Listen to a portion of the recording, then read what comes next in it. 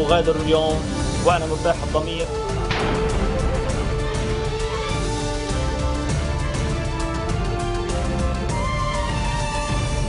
Bonjour à tous et merci de nous rejoindre sur Futur TV pour cette nouvelle édition de la rédaction. Voici les titres de ce journal. Coup d'envoi des consultations parlementaires contraignantes au palais de Barabda. Le député Tamam Salam, assuré d'être nommé Premier ministre. Il est issu d'une grande famille politique beyroutine. Élection législative, Marwan Charbel soumet un projet de décret pour repousser la date du scrutin du 9 au 16 juin. Un report qui nécessite la signature du président et du Premier ministre. L'ONU suspend ses opérations d'aide dans la bande de Gaza en réaction à une attaque de manifestants contre l'un de ses bureaux dans l'enclave palestinienne. Et dans ce journal, on ira aussi au Mali où Laurent Fabius rend visite aux soldats français de l'opération Serval déployés sur le terrain. Objectif, rassurer Bamako de l'engagement de la France alors que le début du retrait des troupes françaises est remis en question. Premier jour des consultations parlementaires contraignantes au palais de Barabda, le député de Beyrouth, Tamam Salam, est assuré d'être nommé Premier ministre avec le soutien de la majorité des blocs parlementaires. Le président Michel Sleiman est en train de s'entretenir tour à tour avec ceux-ci, mais leur position est déjà connue pour la plupart. Le chef du Parlement, Nabil Berri, a affirmé que son bloc du développement et de la libération a décidé de nommer Salam à la tête d'un nouveau gouvernement national et consensuel. Selon lui, une nouvelle page de coopération entre toutes les forces politiques pour le bien du Liban va bientôt s'ouvrir. Le Premier ministre démissionnaire, Najib Miati, a lui aussi dit nommer le député, exprimant l'espoir que le prochain cabinet puisse organiser des élections basées sur une loi qui respecte le pacte national. Pour sa part, Michel Aoun, qui ne participera pas en personne aux consultations, a affirmé que son bloc parlementaire du changement et de la réforme a décidé lui aussi de nommer Tamam Salam, estimant qu'il est temps de former un gouvernement d'union nationale. Seul le chef des Maradas, le député Sleiman Falangié, a annoncé qu'il boycottait les consultations parlementaires, laissant le choix à son bloc du Liban libre et unifié de choisir le candidat qui lui convient. Qui est Tamam Salam? Un modéré doté d'un sens de la diplomatie, un homme affable, apôtre du passage en douceur. C'est en ces termes-là que les personnalités qui le connaissent de près le présentent. Député de Beyrouth, âgé de 67 ans, Tamam Salam est issu d'une famille dont les racines beyroutines sont profondes. Fils de Saeb Salam, qui fut Premier ministre à 6 reprises et l'un des principaux leaders sunnites du pays. Sa famille a joué un rôle de premier plan dans la vie politique libanaise et se distingue par sa modération, son attachement au libéralisme et son ouverture sur les autres communautés. Tamam Salam, qui a étudié l'économie, la finance et la gestion en Grande-Bretagne, commence sa carrière dans les affaires. Il fait ses premiers pas en politique en 1974 en fondant le mouvement des pionniers de la réforme. Mais ce n'est qu'en 1996 qu'il est élu pour la première fois député de Beyrouth en tant que candidat indépendant. S'il est nommé Premier ministre, il devra notamment organiser la tenue des législatives et maintenir la stabilité dans un Liban en mauvaise posture, tant sur le plan économique que sécuritaire, alors que la crise syrienne menace de contaminer le pays du Cèdre. Le ministre démissionnaire de l'Intérieur, Marwan Charbel, a soumis un projet de décret au secrétaire général du Conseil des ministres. Décret qui vise à modifier la date de la convocation du corps électoral au 16 juin et à repousser la date d'expiration pour le dépôt des candidatures au 16 avril. Un précédent décret fixait la date des élections législatives au 9 juin et la date limite pour le dépôt des candidatures au 10 avril. Charbel a cependant souligné que toute décision nécessite la signature du président de la République et du Premier ministre. Une décision qui vise à donner plus de temps aux forces politiques pour s'entendre sur une nouvelle loi électorale. Et puis justement, un groupe de 78 Libanais orthodoxes de différents horizons socio-professionnels ont adressé une lettre ouverte au président Sleiman et à Nabil Berri. Lettre dans laquelle ils mettent en garde contre les dangers que le projet de loi du Rassemblement orthodoxe pourrait avoir sur la notion d'appartenance libanaise, la Constitution et l'accord de Taïf. Les signataires ont exprimé leur attachement à la déclaration de Barabda. Aussi ont-ils appelé le chef de l'État à poursuivre sa lutte contre ce projet et le président du Parlement à ne pas le soumettre à l'ordre du jour d'une séance plénière de la Chambre. Parmi les signataires de cette lettre ouverte, les anciens ministres Fouad Boutros, Tarek Metri et Ibrahim Najjar, ainsi que plusieurs personnalités publiques, magistrats, avocats, hommes d'affaires, professeurs et journalistes. Interpol va aider le Liban à améliorer la sécurité de ses frontières. C'est ce qui a été décidé lors d'une réunion à Lyon entre le directeur de la Sûreté générale libanaise, Abbas Ebrahim, et le secrétaire général d'Interpol, Ronald Noble. Parmi ces mesures, le déploiement du système MindFind de contrôle des passeports aux points clés d'entrée dans le pays, notamment à l'aéroport. Cet outil à la pointe de la technologie permet d'accéder en temps réel à la base de données d'Interpol sur les documents de voyage volés et perdus. Autre mesure décidée lors de cette réunion, l'intégration au système national de la police libanaise de la base de données d'Interpol qui regroupe les notices rouges à l'encontre des personnes recherchées au niveau international. Les familles des pèlerins chiites libanais enlevés depuis bientôt un an en Syrie ont fermé par la force des magasins appartenant à des Syriens dans la banlieue sud de Beyrouth. Les proches ont collé des affiches sur les devantures des magasins proclamant que par décision des familles des personnes enlevées à Azaz, ces magasins seront fermés jusqu'au retour des pèlerins. 11 Libanais ont été enlevés le 22 mai dernier par un groupe rebelle syrien dans le nord de la Syrie et sont détenus à Azaz, à la frontière turque. 2 d'entre eux seulement ont jusque-là été libérés. Et vous voyez ces images en direct du palais de Brabda où les différents membres des blocs parlementaires sont en train d'arriver pour les consultations avec le président Slimane. 2 vieux immeubles qui risquent de s'effondrer ont été évacués cette nuit à Tali Ejdide, un quartier de Beyrouth. Un chantier à proximité aurait fragilisé les fondations des 2 bâtiments. Une équipe de la municipalité de Beyrouth a été dépêchée sur les lieux pour évaluer les risques d'effondrement.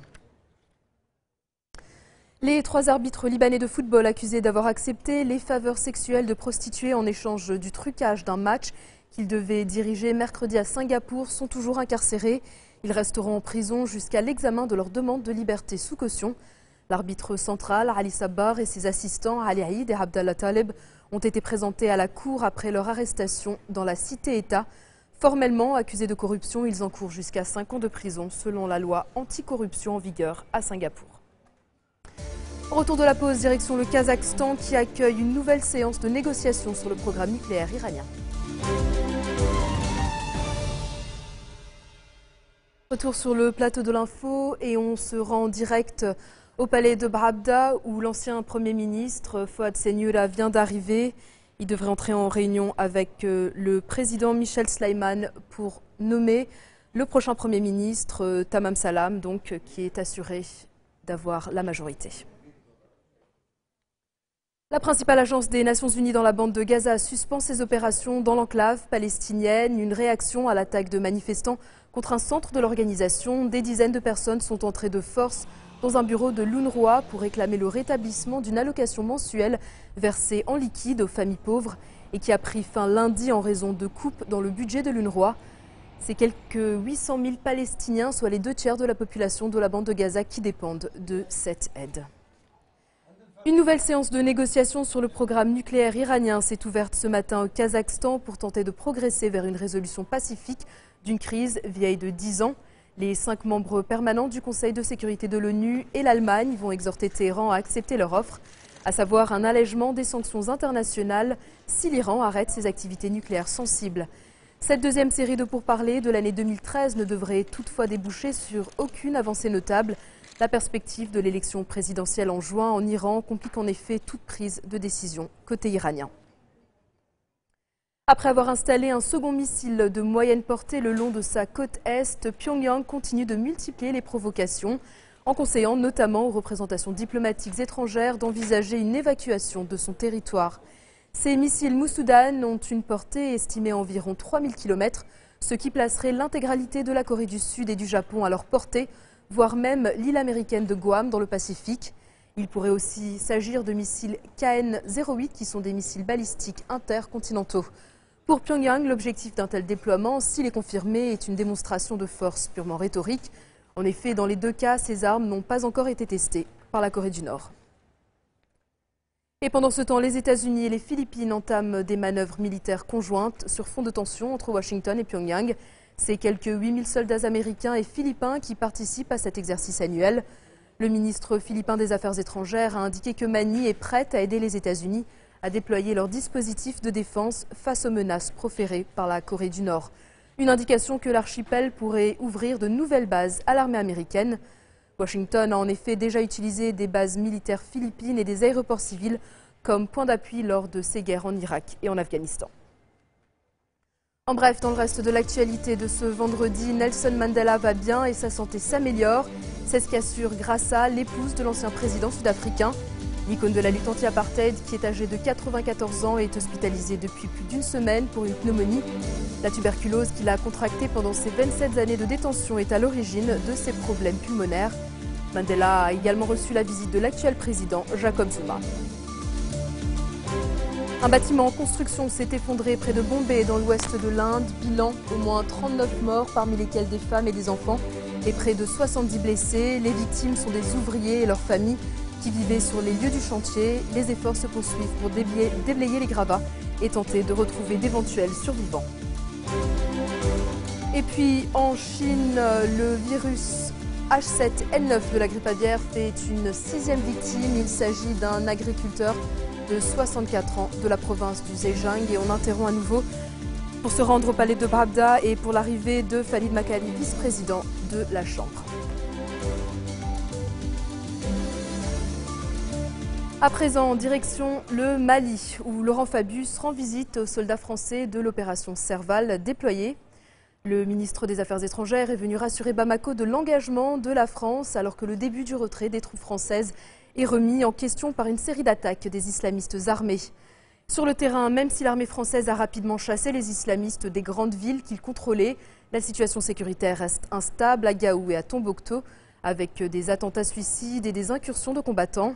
Dans la Drare des Ifoghas, dans l'extrême nord du pays, où sont réfugiés les djihadistes, les légionnaires du 2e régiment étranger parachutiste poursuivent leur traque et s'emparent de leur dépôt logistique. Ça, c'est du cordeau. Ouais. Du cordeau détonnant, c'est des gaines remplies d'explosifs, ça. Voilà, donc ça, si il est confectionné de telle sorte, c'est pour faire des ceintures de suicide bomber. Vu comment il est tressé, après ils le mettent dans du tissu et ils se le mettent en ceinture. On sait qu'ici, on est là, on est bien, parce qu'il y a des amis ici, il y a des amis ici, enfin il y a du monde un peu partout pour assurer la protection. Par contre, si vous voyez toutes ces montagnes autour, tout ça, on n'a pas pris pied dessus, on n'est jamais monté dessus, on ne sait pas ce qu'il y a dedans. Donc toutes les montagnes là-bas, si ça se trouve, il y a des grottes, il y a des mecs dedans. Comme c'était à Matetai, ils avaient creusé à la pioche, etc. Des petites caches comme ça, ils étaient cachés et on les voyait, mais que quand on arrivait dessus. Au minimum, il y a eu quelque chose ici, ça c'est sûr. Est-ce qu'il reste quelque chose? Ça, on n'en sait rien, c'est pour ça qu'on va vérifier. Les bergers, ils n'ont pas de véhicule, les touristes, il n'y en a plus depuis longtemps. Et toute la zone, il n'y avait que des djihadistes. Il n'y a pas du tout de population dans cette zone. Aucune femme, aucun enfant. Il n'y a pas du tout de nomades. C'était vraiment une zone sanctuaire, refuge pour les djihadistes. C'est la fin de ce journal. Tout de suite, le rappel des titres qui ont marqué l'actualité de cette journée. Coup d'envoi des consultations parlementaires contraignantes au palais de Pravda. Le député Tamam Salam est assuré d'être nommé Premier ministre. Il est issu d'une grande famille politique béroutine. Élection législative, Marouane Charbel soumet un projet de décret pour repousser la date du scrutin du 9 au 16 juin. Un report qui nécessite la signature du président et du Premier ministre. L'ONU suspend ses opérations d'aide dans la bande de Gaza en réaction à une attaque de manifestants contre l'un de ses bureaux dans l'enclave palestinienne. Et Laurent Fabius rend visite aux soldats français de l'opération Serval déployée au Mali. Objectif, rassurer Bamako de l'engagement de la France alors que le début du retrait des troupes françaises est remis en question. Merci de votre attention. Retrouvez-nous tous les jours à 16h40 heure de Beyrouth. Vous pouvez également nous suivre en ligne et en direct au www.futurtvnetwork.com. Excellente suite de programmes sur notre antenne et à demain.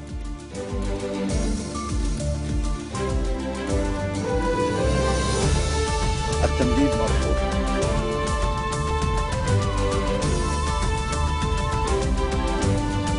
أغادر اليوم وأنا مرتاح الضمير